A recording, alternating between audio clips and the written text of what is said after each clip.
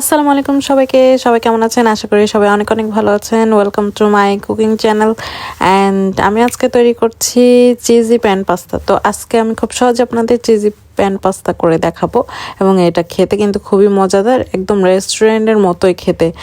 আর অবশ্যই আপনারা এই রেসিপিটিটা দেখে ট্রাই করবেন এবং আমাকে জানাবেন। আর কে কী নিচ্ছি আমি এখানে উপকরণ, আমি এখানে চিকেন বল নিয়ে নিয়েছি, সসেস নিয়েছি, অবশ্যই যেহেতু চিজি প্যান পাস্তা এই জন্য চিজ নিয়ে নিয়েছি, আমি একটু স্পাইসি পছন্দ করি, এই জন্য একটু কাঁচামরিচ নিয়েছি। কাঁচামরিচটা এটা আপনি অ্যাভয়েড করতে পারেন, বাইরে হচ্ছে আপনার রেস্টুরেন্টে দেয় না।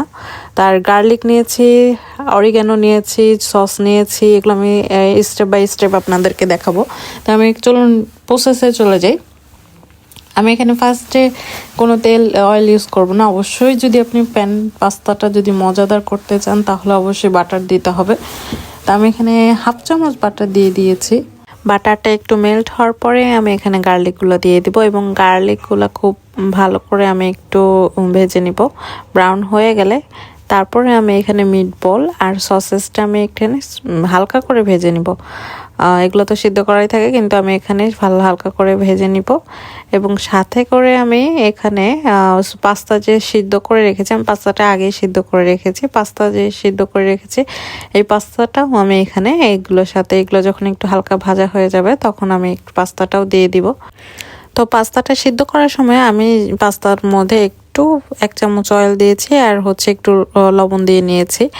এইটা সিদ্ধ হওয়ার পরে পুরোপুরি যখন একটু 90% হয়ে যাবে তখন পাস্তাটা নামিয়ে ফেলতে হবে, নাহলে একদম গলে যাবে। যখন আপনি একটু ভাজতে যাবেন, একটু ভাজার সময়, তখন বাকিটা সিদ্ধ হয়ে যাবে। এটি একটু 90%-এর দিকে আপনি নামাই ফেলবেন, পাস্তাটা একটু শক্ত শক্ত থাকতে।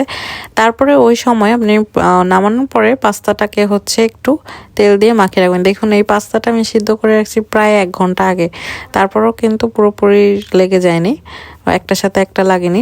দেখো কি ঝরঝরা আছে পাস্তাটা। এখন এই পাস্তাটাকে আমি ভালো করে সটে করে নিব।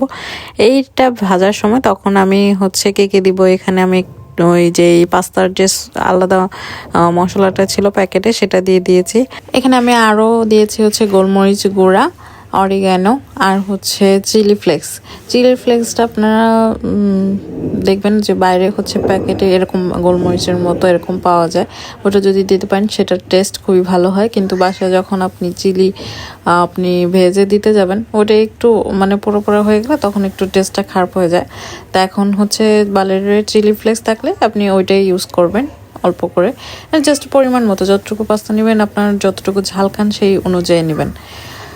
আর এই তো দেখুন আমি এটাকে ভালো করে একটু ভেজে নিচ্ছি। যদি একটু আপনার মনে হয় যে ড্রাই হয়ে গেছে, তো পাস্তার যে পানিটা, সিদ্ধ করা পানিটা, সেটা কিন্তু আমি রেখে দিয়েছি, সেই পানিটা আমি অল্প করে দিয়ে নিই যদি পাস্তার বেশি ড্রাই হয়, কিন্তু অয়েল দিই না। আর এরপরে আমি এখানে পাস্তা সসটা বানাবো। পাস্তা সসটা বানানোর জন্য আমার যা যা দরকার, পাস্তা সসটা প্রথমে আমি বাটার দিয়ে নিব প্যানে। এখানে আমি হচ্ছে 1 টিস্পুন বাটার দিয়েছি। বাটারটা মেল্ট হয়ে গেলে তখন আমি এই বাটারের মধ্যে ময়দা দিব আমি 1 টিস্পুন ময়দা দিয়ে এটাকে আমি ভালোভাবে বাটারের সাথে ভেজে নিব, মানে মিশিয়ে ভালো করে কষিয়ে করে নিব। কারণ হচ্ছে ময়দাটা যদি আপনি ভালো করে না মেশান বাটারের সাথে, তাহলে ময়দার একটা গন্ধ বা একদম কেমন জানি হচ্ছে মুখে বাজে। তাই আপনি এটা ময়দার সাথে ভালোভাবে ময়দা আর বাটারটা মিশিয়ে নেওয়ার পর তারপরে আপনি এখানে মিল্ক পাউডার অ্যাড করবেন। মিল্ক পাউডারটা আপনি চাইলে মিল্ক পাউডার অ্যাড করতে পারেন, চাইলে আপনি হচ্ছে লিকুইড মিল্কও অ্যাড করতে পারেন, টোটালি আপনার পছন্দ। আমি এখানে 2 টেবিল চামচ মিল্ক পাউডার অ্যাড করেছি, এবং আমি এখন আস্তে করে পাস্তার যে সিদ্ধ পানিটা সেটা আমি আস্তে করে দিব। আর এই পাস্তা সসটা আমি এভাবে করে হচ্ছে আস্তে করে নিব।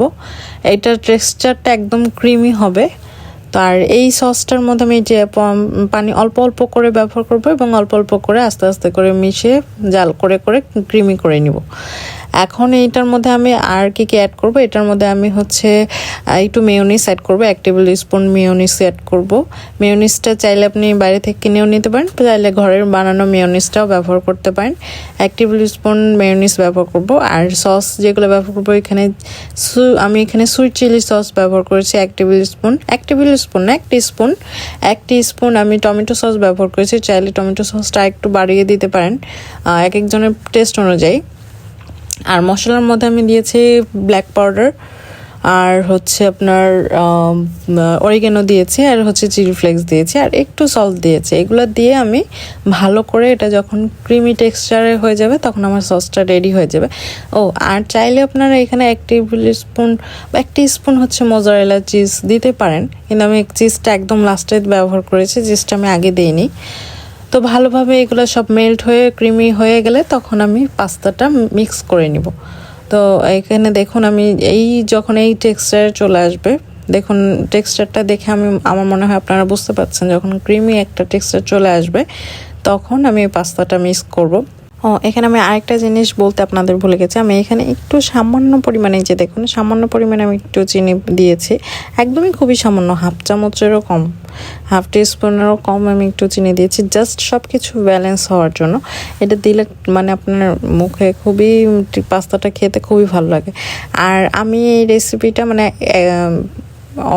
পুরোপুরি আমি হচ্ছে রেস্টুরেন্টের অনুযায়ী বানাইনি, মানে রেস্টুরেন্টে আমি এই রেস্টুরেন্ট থেকে এই রেসিপি এভাবে আমি প্রসেসিংটা দেখেছি শিখেছি, কিন্তু কিছু জিনিস আমিও অ্যাড করেছি, যেমন সস রেস্টুরেন্টে আমি দেখিনি, সস আমি অ্যাড করেছি রেস্টুরেন্টে। এখানে মেয়োনিসও অ্যাড করে নেই, মেয়োনিসের জায়গায় রেস্টুরেন্টে আমি হেভি ক্রিম ইউজ করতে দেখেছি। হেভি ক্রিম যেগুলো বাইরে কিনতে পাওয়া যায় সেগুলো হচ্ছে আপনারা ব্যবহার করতে পারেন। তো যেহেতু হেভি ক্রিম আমার নাই, সেক্ষেত্রে আমি হচ্ছে ঠিক যে মেয়োনিজ বাইরে কিনতে পাওয়া যায় ন্যাপলেসে, সেগুলো ব্যবহার করেছি। তো এই ক্ষেত্রেও টেস্টের আমার মনে হয় না কোনো ডিফারেন্স আছে, কারণ আমি বাইরের ওই যেটা মেক করা রেস্টুরেন্ট এটা শিখেছি সেটাও একই রকম টেস্ট, এটা বরঞ্চ আমারটা খেতে আরও ভালো লেগেছে, খেতে আরও টেস্টি মনে হয়েছে আমার কাছে। আমার বাসায় প্রত্যেক সপ্তাহে এটা আমার করতেই হয় সবার জন্য, কারণ সবাই খেতে এত পছন্দ করে। আর অবশ্যই আপনার রেসিপিটা ট্রাই করে কিন্তু আমাকে অবশ্যই জানাবেন আপনাদের কাছে কেমন লেগেছে। আর আমি দেখুন এখানে কাঁচামরিচটা আমি একদম লাস্টে দিয়েছি, জাস্ট ফ্লেভারটা খুবই সুন্দর আসে দিলে। এরপরে আমি হচ্ছে শুধু মোজারেলা যে গ্রেটেড চিজটা আমি করেছি সেটা আমি অ্যাড করে নিব। অর্ধেকটা আমি অ্যাড করব, অর্ধেকটা আমি হচ্ছে ডেকোরেশনের জন্য রেখেছি, সে মানে উপরে দিয়ে দিব। চিজটা দেওয়ার পরে দেখবেন একটা চিজি একটা আসবে এবং খুবই ফ্লেভারের খুবই সুন্দর একটা স্মেল আসে এবং খুবই খেতেও একদম অসাধারণ লাগে। তো এই চিজটা দেওয়ার পরে আমার কিন্তু রেসিপিটা একদম কমপ্লিট, এখন আপনারা শুধু খাওয়ার পালা। তো অবশ্যই রেসিপিটি ট্রাই করে আমাকে জানাবেন কেমন লেগেছে আপনাদের কাছে। চিজি প্যান পাস্তা খুব ইজি ওয়েতে এবং খুবই সহজ করে, খুবই কম উপকরণ দিয়ে আপনাদের শিখিয়েছি। তো রেসিপি ট্রাই করে কিন্তু আমাকে জানাবেন, আর আমার চ্যানেলটাকে সাবস্ক্রাইব করতে কিন্তু আপনারা একদম ভুলবেন না। আর বেল বাটনটা ক্লিক করে রাখলে আমার সব ভিডিও নোটিফিকেশান আপনার কাছে চলে যাবে, এবং আপনার ফেসবুকে দেখে থাকলে ফেসবুকে ফ্রেন্ডস অ্যান্ড ফ্যামিলির সাথে শেয়ার করে দেখবেন এবং ফলো দিয়ে আমার সাথেই থাকবেন। তো আজকে তাহলে এই পর্যন্তই বিদায় নিচ্ছি, আগামী দিনে আবার কোনো নতুন রেসিপি নিয়ে চলে আসবো। ততদিন ভালো থাকেন সবাই, সুস্থ থাকেন, আমার জন্য দোয়া করবেন, আমার ফ্যামিলির জন্য দোয়া করবেন। আল্লাহ হাফেজ সবাইকে, আসসালামু আলাইকুম, আল্লাহ হাফেজ।